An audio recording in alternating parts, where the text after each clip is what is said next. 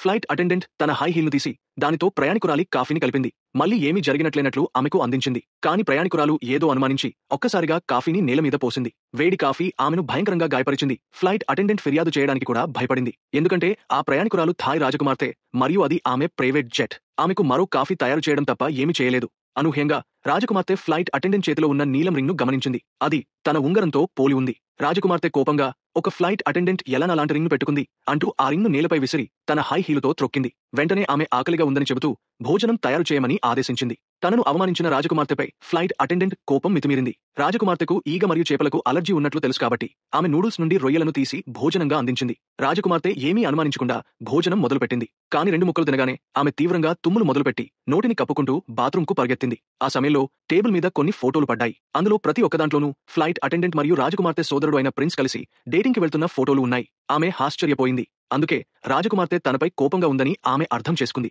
ఆమె విమానం నుండి దిగి వెళ్తున్నప్పుడు అన్ని ముగిశాయని భావించింది. కాని మరుసటి రోజు తిరుగ ప్రయాణానికి సిద్ధమవుతున్న సమయంలో ఆమె ఒక వార్త చూసింది. రాజకుమార్తె అకస్మాత్తుగా మరణించిందని. ఆమె రాచరిక స్థానం కారణంగా మృతదేహాన్ని వెంటనే స్వదేశానికి పంపించాలని నిర్ణయించబడింది. మరింత ఆశ్చర్యకరమైన విషయం ఏమిటంటే మృతదేహాన్ని పర్యవేక్షించేందుకు వ్యక్తిగతంగా ఎంపిక చేసిన వారి జాబితాలో ఆమె పేరున్నది. ఆమె ఒంటరిగా మృతదేహంతో ఉన్నప్పుడు విమానం తీవ్రమైన తుపానులో చిక్కుకుంది. క్యాబిన్ మొత్తం కంపించసాగింది. అకస్మాత్తుగా రాజకుమార్తె మృతదేహం నేలపై పడిపోయి నేరుగా ఆమె వైపు వచ్చింది. విమానం చివరికి ల్యాండ్ అయినప్పుడు సిబ్బంది ఆశ్చర్యానికి గురయ్యారు. ఫ్లైట్ అటెండెంట్ రాజకుమార్తె మృతదేహం ముందు చనిపోయి ఉండడం కనిపించింది. ఆమె మోకాలిపై కూర్చుని చేతులు జోడించి ప్రార్థన చేస్తూ ఉంది.